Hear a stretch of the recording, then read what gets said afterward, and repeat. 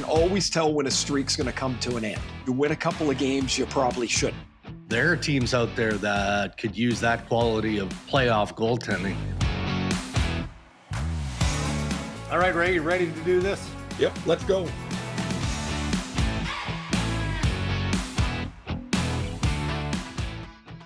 Powered by Rep Media in partnership with TSN, it is season 7 of the Rain Dregs Hockey Podcast, presented by our title sponsor, Tim Hortons. And it is Thanksgiving at Tim's with their new Thanksgiving Stack Sandwich, available now for lunch and dinner for a limited time across Canada. The Thanksgiving Stack, prepared to order, it's served hot, fresh, right out of the oven.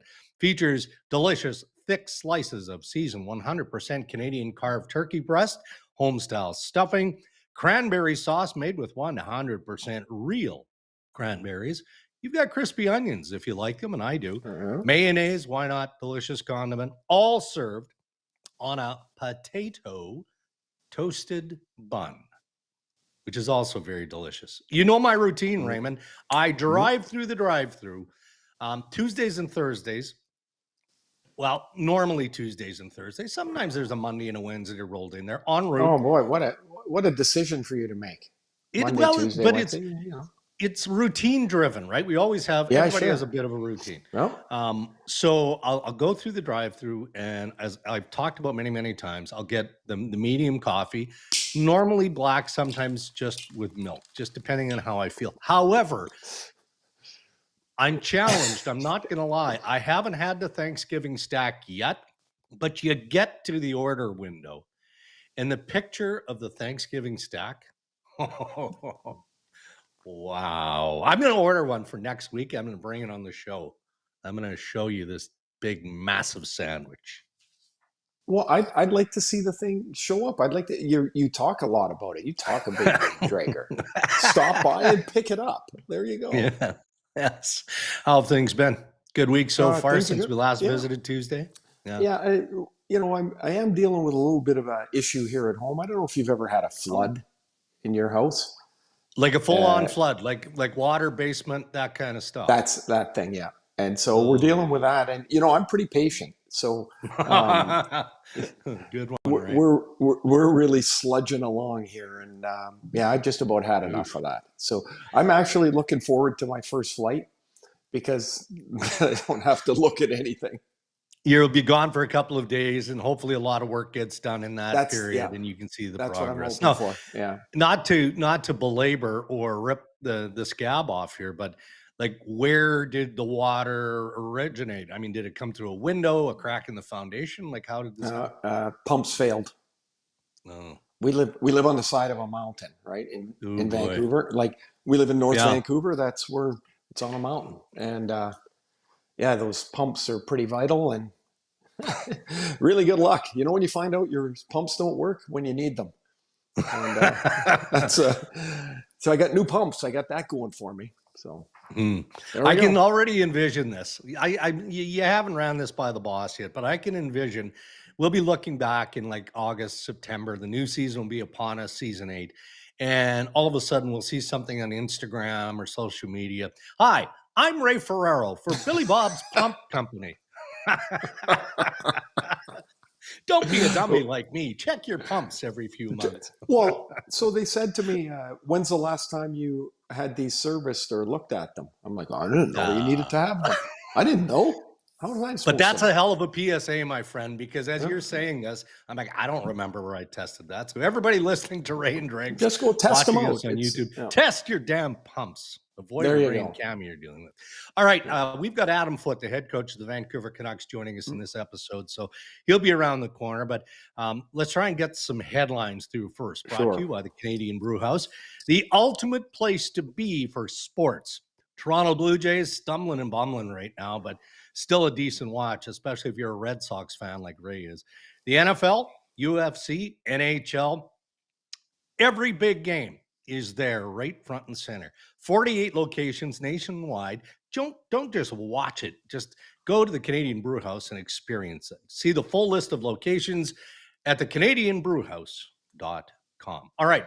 Preseason hockey has its challenges for all of us. The vets hate it. I'm sure they do for the most part. I mean, Yeah. until you get to the second last preseason game, because now you're trying to get the juices going, right? The meaningful games are right there. Mm. Much was made over Chris Knoblauch's decision, Ray, to play Connor McDavid and Leon Draisaitl together, at least to start the regular season. And Right. Trent Frederic has joined that top line. He did against Seattle last night. All 3 men -3 in that loss to the Kraken. So, it's unfortunate that comes on the heels of Knoblauch explaining why he likes the idea of McDavid and Draisaitl together. So is it easy for you to just dismiss it and go, preseason hockey, don't worry about it? The problem for many players is you can tell yourself to be sharp and you want to get ready for the season. But when you're even just an NHL player whose job is solidified, it's tough to get to that last part of your effort and commitment and focus. It just is. And so, like, what percentage are McDavid and Draisaitl playing at in an exhibition game? Yeah, 60%. Like, it's not much more. They want to get their legs running. They want to get bumped a couple of times and handle the puck on the power play, and and play against an actual opponent as opposed to the scrimmages at camp. For Frederic, so he gets traded last year, has a high ankle sprain, comes back, doesn't play very well, gets an 8-year extension. Now he starts with McDavid and Draisaitl. The only way he can be effective is he's got to play. He's got to be up on his toes a bit here. Like he's got to be a physical player. He's got to create space. That doesn't happen in the preseason. So none of these 3 guys are going to really be at the optimal part of their game in a preseason game. It just doesn't. Yeah. But this just doesn't work that way. I'm interested in Edmonton. They seem, certainly with Hyman, you take one of your top guys out, you're short. But they seem like their top 6 is got some soft spots in it. And Knoblauch's trying to figure out how that happens. When they made the trade, there was a lot of thought that Frederic would be a third-line player, a third-line center maybe. And that would be the place that would suit the team best. And yet here he is on the top line on the wing. And every team's got some questions, Drake. There's very little that just is solidified, and everybody's moving forward and they're positive about the way everything sets up. I said this last time, I'm going to say it again. Whatever the lines start at in game 1 or 2, don't worry about it, because it's not going to be that in game 4. Some things work, some things look right, some things look just wrong. And the coaches have to adjust to that. Yeah, and look, a big part of the reasoning behind McDavid and Draisaitl together is, as you identify, Zach Hyman is out for, at least another month. But do you buy into the theory that Knoblauch suggested to the pestering Edmonton media, that it's also about giving the other 3? Hey, zip it back there, Rishog. What was the name of, I think she's passed, God rest her soul, the White House correspondent, Madeline? She always got the first question front row, right? Yeah. Well, that's Ryan Rishog at the Chris Knoblauch media avails, right? Do you buy into Knoblauch's theory that when those 2 superstars play together, that actually frees up ice time and more meaningful minutes for the other 3 lines? I don't know. I thought that was really interesting that he said that. Because it's obviously something he's thought about. It is difficult when you are elevated to play with a player of that stature. It's not difficult. It's hard for you to stomach that. I got to give him the puck all the time. I've got to.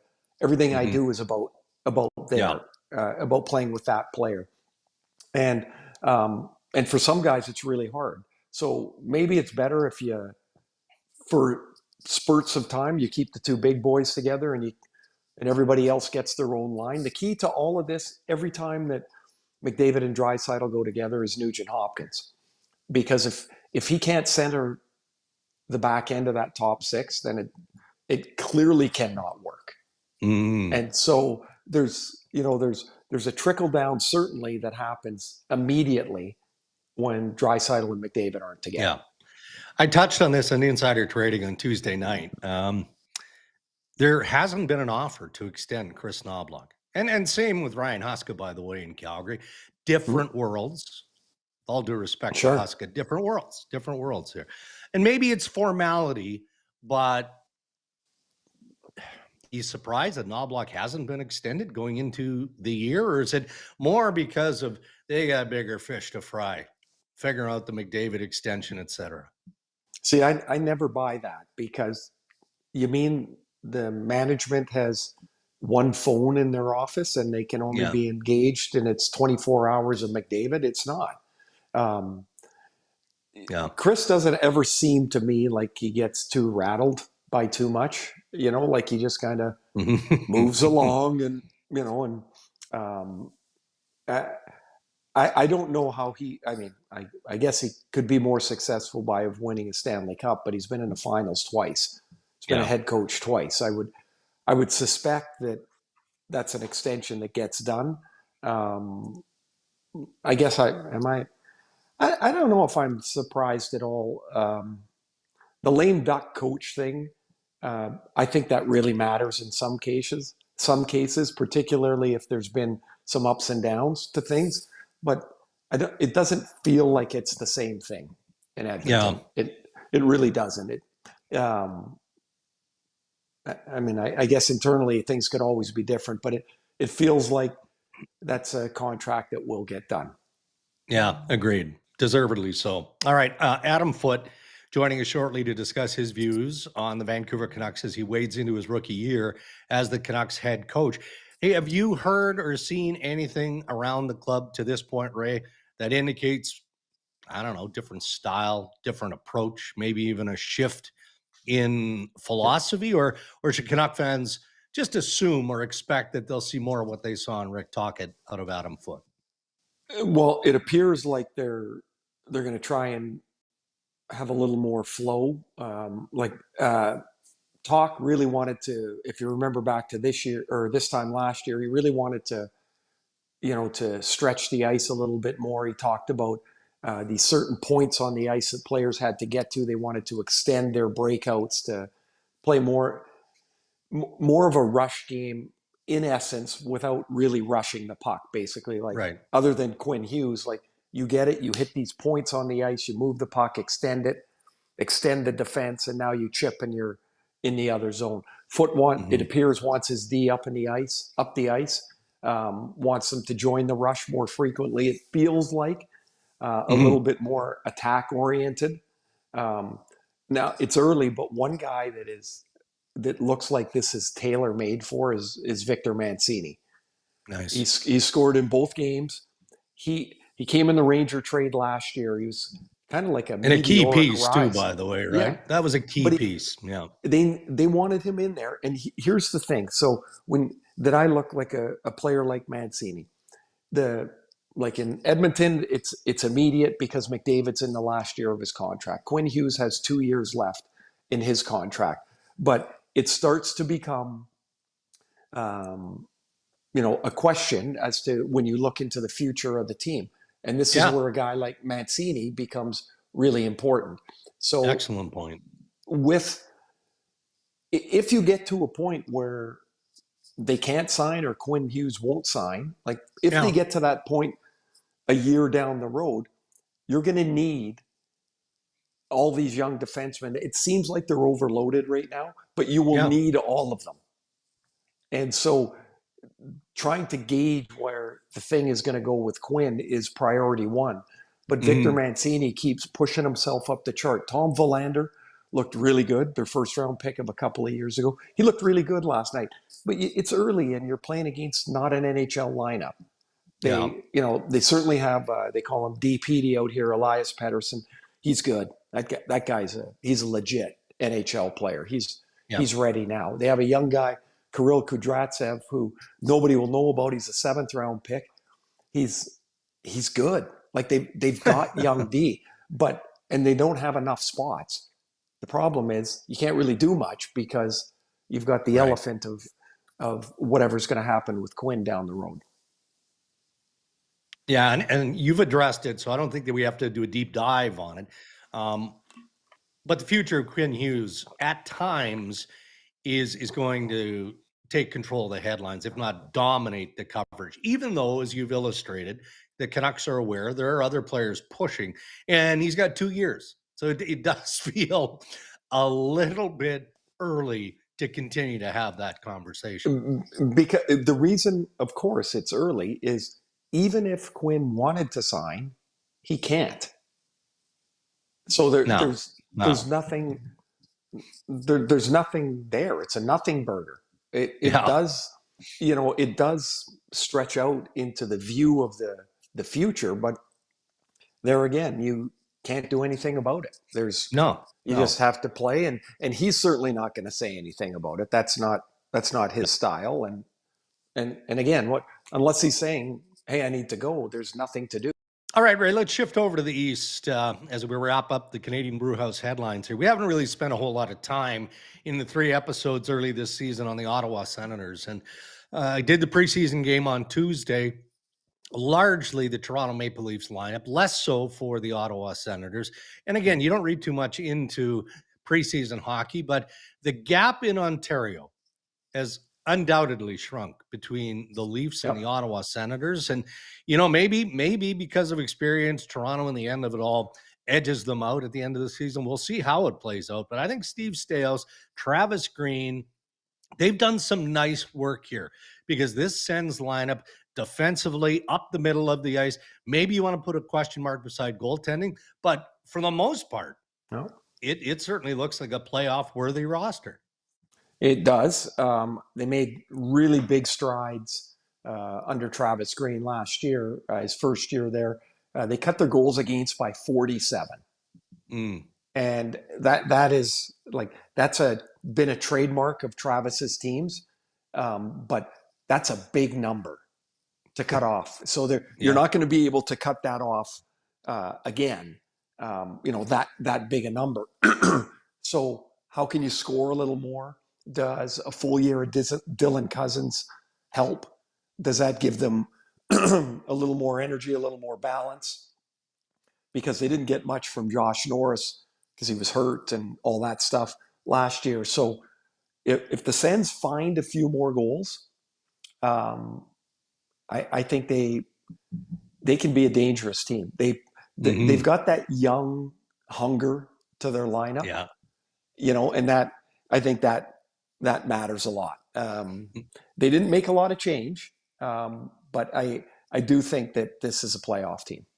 Yeah, and look, again, I don't want to read too much into preseason hockey, but Sens fans took a lot out of Austin Matthews trying to catch Shane Pinto in overtime and then not being able to, and Pinto getting the winner. So it's just those small little victories, even in exhibition hockey, that when you're trying to develop that Battle of Ontario, the provincial bragging rights, that do carry some weight. Well, I can give you 3 examples. There's Ottawa to Toronto. There was Hartford to Boston. They're the Islanders to the Rangers. And when you're on the little brother side, any little thing that you can grab onto, you do. Oh, yeah. The 3-on-3 overtime race, I mean, there's 100 factors that go into that. and at the end of the day, there's lots of guys that are super duper fast that can't play. And it doesn't matter. But take what you can. And for Ottawa, is this a year Detroit jumps up, finally? It's not getting easier. As the ball starts to turn over, the teams that have been good a long time, their players get older, they lose players, they don't become as good. And now the Ottawa Senators are probably one of those teams that are on the climb. Excellent. Those are our headlines. We've got to go. Thanks to the Canadian Brewhouse. Well, as advertised, here we are joined by the new head coach of the Vancouver Canucks, Adam Foote. And Footer, I guess it's not that new. I mean, you were announced a few months ago, but it is your first NHL camp as a head coach. Are you cool, calm, collected, as they say, or does it feel like you're still kind of drinking from a fire hose at this stage? Yeah, to be honest, there's been times just before camp, I think before the introduction in the media, you hopefully you have your ducks in a row and you're ready to go. And you put the work in with your staff, and And, just until it starts or you get through that first day or two, it felt really good to get through it and see, the schedule and the drills you pick and the relationships. It goes pretty fast, but I've got a great group around me, that the assistant coaches and the staff around here, administrative staff, they did a good job helping me out. So Footy, along with, getting to know the players again, from a different chair, one that's not the one that you've had for the last few years, you also have to assimilate a brand new staff. How's that going? Is everybody, Scotty Young and Brett McLean, have they all kind of settled into Kevin Dean, have they settled into what they're doing as well? Yeah, for sure. We had, great question. We had, we've met twice this summer. Obviously been on Zoom calls and things like that with our leadership group 3 or 4 times. And then we came into Vancouver right away and met for 3 days. And then we did another 4 days in August, which I think, Tocchet used to do that. I'm sure other coaches in the league do it. It's nice to get that done so you can go back and enjoy with your families the last 2-3 weeks of your summers that you have. So plus, to come in and there's just so much going on. You have to go over it many times. But I would say as far as the coaches individually, yeah, they're all coming in. I like the staff. They're all calm. What I like about them? They all have adult kids and children, and it matters. And I think it really matters in the way things have changed, not just in hockey, but our world, where social media and what these young players and young adults go through. They're calm and they played the game as well, but they'll be vulnerable with the players, which I really like. But they'll also set their boundaries. They have some presence there, and I like that. So it's a good mix, and they're very supportive of me, and we're open book already, which we should be and have to be, and that's why they were hired. I've got to hear from them. We talk about the truth right away and have that communication line. It's been great. Okay, biggest difference for you moving from like you're sitting in that chair right with the big whiteboard behind you. You used to sit in the chair to the right, I think. So what's the biggest change you're noticing, and how do you project that change to your players? Yeah, I mean, there's a few changes. I mean, you have a lot more on your plate, like as far as the everyday, day in and day out communication, not just with the players, but the staff, the trainers, the therapists, the media.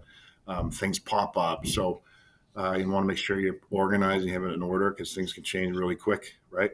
But so I like it too, because I just was prepped and knew someone was going to push, or a player, or they're going to test me, right?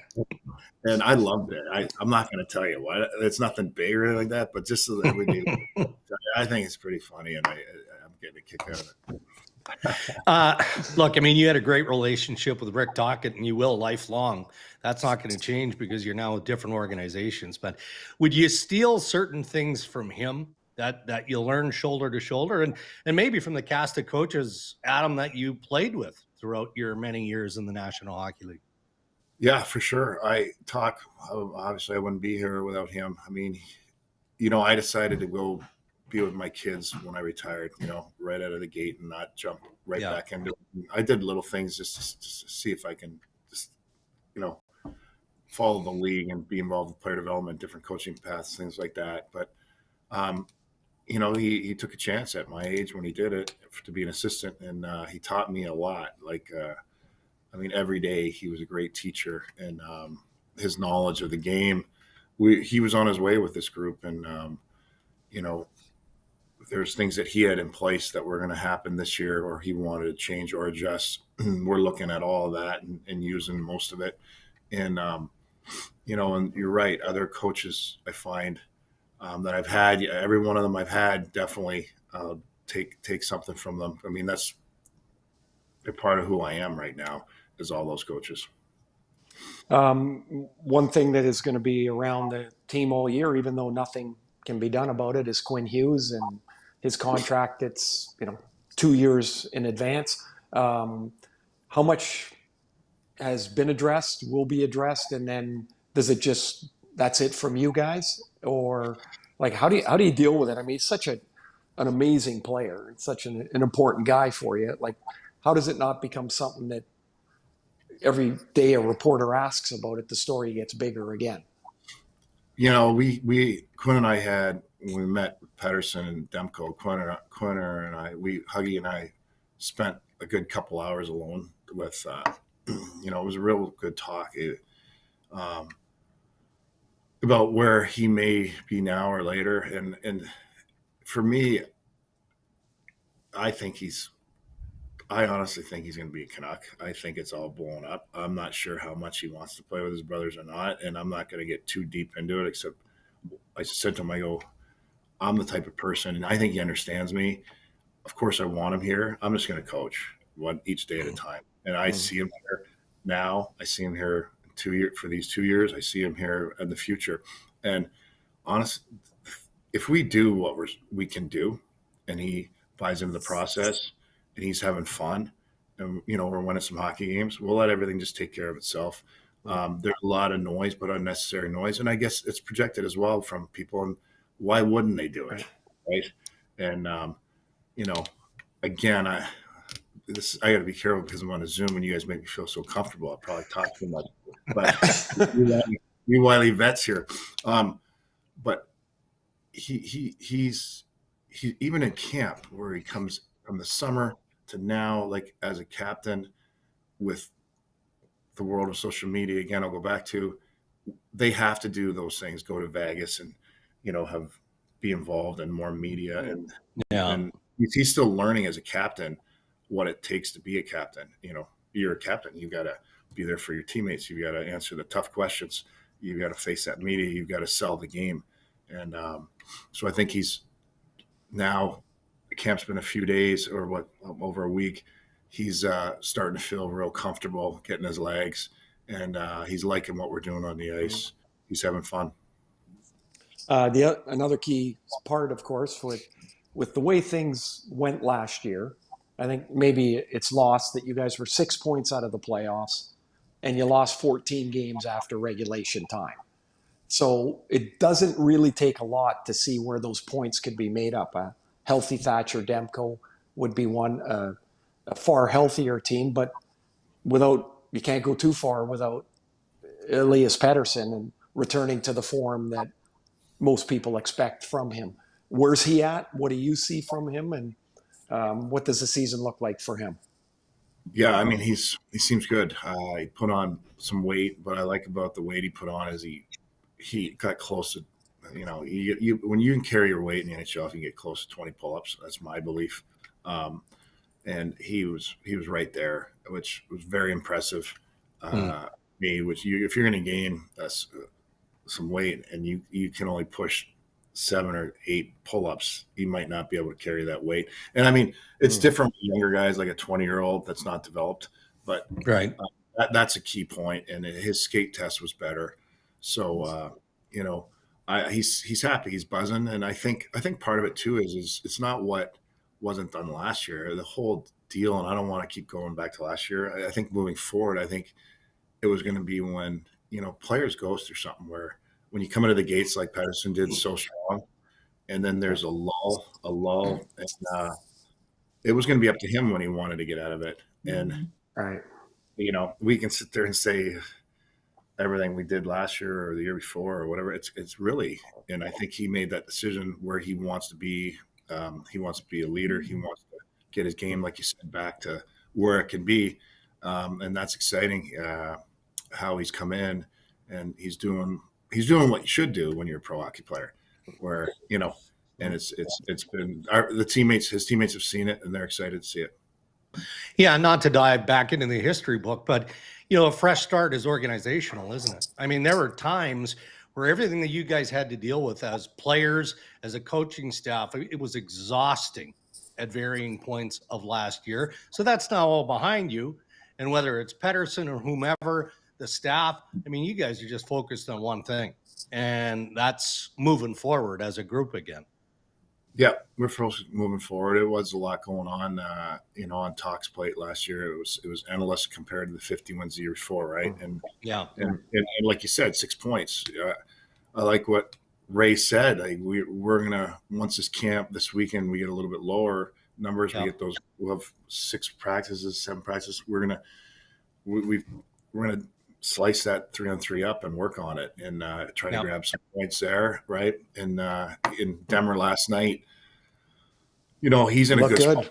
He's a great leader. He's a big time leader on this team, and he's mentally so sharp right now. And I can tell the way when he came back from those injuries last year and the way he moves pucks, the way he gets out to get a puck, to grab a puck.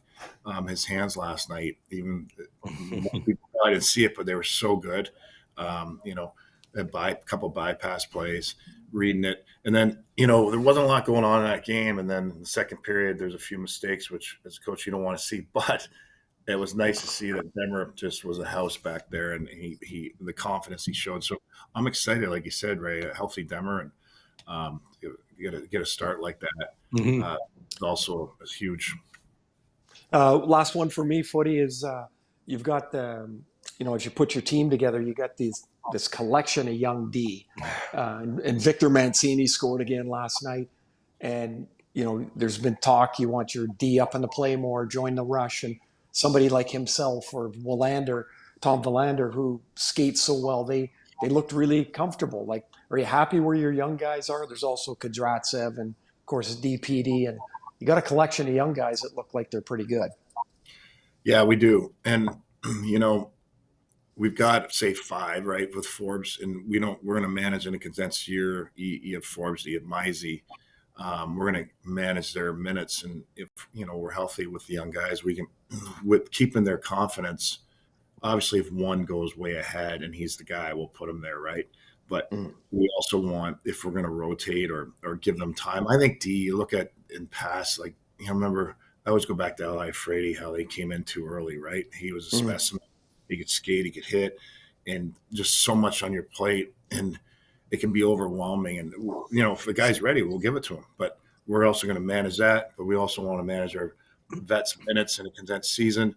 So I think it's nice that we have these young guys. And whether we put them in for 2 and out, and I'm not saying that's going to happen, but we have ideas. The key is with our staff is to keep their confidence high. Well, if that does happen, a player can come in and out or not see his name on the board, how they think and read into things. We'll just make sure we have open communication with that. And as far as Mancini and Petey and Wheeland, like, they're all good and a little different. Like, we see the people's explosiveness, but when you're game and shift in, shift out, we see some trouble on other parts of the game, which is what you're doing, the coverage and things like that. Right. But that's also just reps and getting involved and learning that part of the game. But to see what you're talking about, some of their intangibles, like some of their skill sets, that's exciting. Yeah, I mean, it is an exciting time of year, but also an incredibly busy time of year. So, Adam, thanks for doing this. All the best to you and the Vancouver Canucks as the regular season is quickly approaching. Thanks, guys. Thanks for having me. Yep. See you soon, Footy.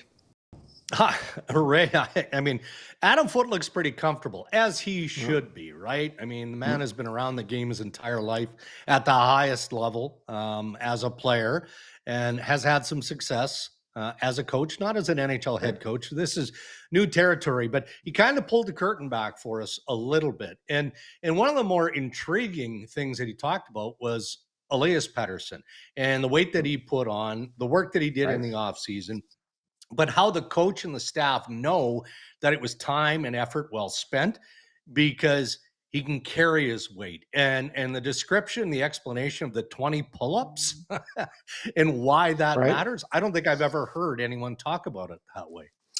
No, I've not either, and it makes sense. Like, so early in my career, I was really light, and so I went home after my first year, and I think I put on like 12 pounds in the summer. And when I came back, I get on the scale, and one of the scouts was taking the weight, our weights, and charting them, and he goes, "Ooh, somebody ate some of Mama's pasta this summer." And so the point was, it wasn't really great weight. I just got heavier, older. And what he's talking about, right, is, so Pettersson's 26 or 7 years old. You're kind of nearing your man strength. Like, that's that's the strongest you're going to be for the next 5 or 7, 8 years. And whatever weight you put on, what Foote's talking about is you've got to still get around the ice the same way. You've got to get around at the same quickness. Hopefully you've got more explosiveness. And sometimes weight goes on and it's too much. And guys have to lose it. And it's a bit of a science experiment, but if Pettersson can carry the weight, it'll be helpful for him. He's not the biggest guy, he's tall. But all reports and what I've seen, he looks good, and he better be good, because the Canucks need him to be, right? Like, he's an $11 million player. He should be a 90-point player. He really should. He's good enough to do that, and the Canucks certainly need him to be that. I've had the pleasure of knowing Adam Foote for a long, long time, both professionally as a player and as he embarks in his coaching career, but personally from the Whitby area here for a long time. So, it isn't breaking news that you have to be a real good communicator, a strong communicator to be an efficient, effective coach in professional hockey. But he does have that about him too, right? And a sincerity, honesty, that we're going to start with the truth. And sometimes the truth is going to hurt, but whether it's the staff or coach player, I think that's an important distinction, and something that'll be the backbone of his success, or maybe his learning curve as he becomes a full-time head coach here. Adam's no different than anybody else. It's just that's behind the NHL bench, and it's the same in any sport, really, at any level. Is you could be a brilliant guy if you can't get your message to the player in a way that the player understands and the way that the player respects, then it doesn't matter if you have any knowledge or not. And so, Foote's a really honest guy and a really upfront guy, and the players the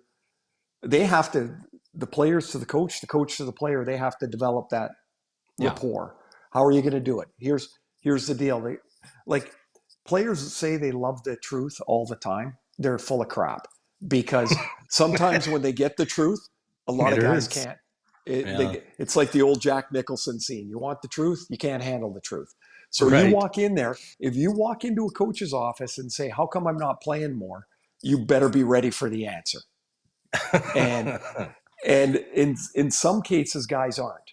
And that's where the coach has to figure out, which guy can I deal with in a certain way? How do I deal with another? But you have to be, even though you might deliver the message differently, you have to be as consistent as you can be in delivering that message. And for a team like Vancouver that had lots of turmoil last year, I think this is a really critical time of the season for them to learn about each other, but also to get out of the gate pretty well. Because if you do, then you push a lot of last year and it just falls off the table. Good stuff from Adam Foote, the head coach of the Vancouver Canucks. Thank you to the Canucks. We look forward to a strong season there. And speaking of playing more, Ray, as we wrap up this edition of Ray and Dregs, it's Thursday. We're recording here. Friday tea time, Thursday afternoon. What's on the agenda going into the weekend? I might have made a weather-related bogey. I'm playing tomorrow, and tomorrow does not look like today. And so I just don't, if I don't play tomorrow, I think that might be it for the season, for the golf season. But it might be. So you're not a rain suit or an umbrella guy? No. When I'm on a golf trip, for sure. That's different. You have to play through it. Yeah. When I'm here, I'm like, play tomorrow. And then pretty soon it's like, it's October, and I'll be done in October for sure. I got no time anymore. So I've played lots this summer. I've had a good golf summer, and now it's just soccer games again. Our youngest is still here, and we're back to the soccer season. How about you? All good? We've got another Leafs regional preseason game, Leafs and the Habs tonight, Thursday night. Heading into cottage country this weekend, just a quick trip to get some stuff done there. But no, other than that, just kind of looking forward to the start of the regular season and one more weekend of not having a whole lot to do. So I'm excited. Enjoy that. Yep, enjoy that. All right, thanks for listening, everyone. We'll talk to you next week, and thanks to Adam Foote. for joining us. You bet. And thank you to our sponsors who support Ray and Dregs, make this pod possible. Our title sponsor, Tim Hortons, thank you. And thank you to the Canadian Brewhouse. Until next time, early next week, stay safe, everybody.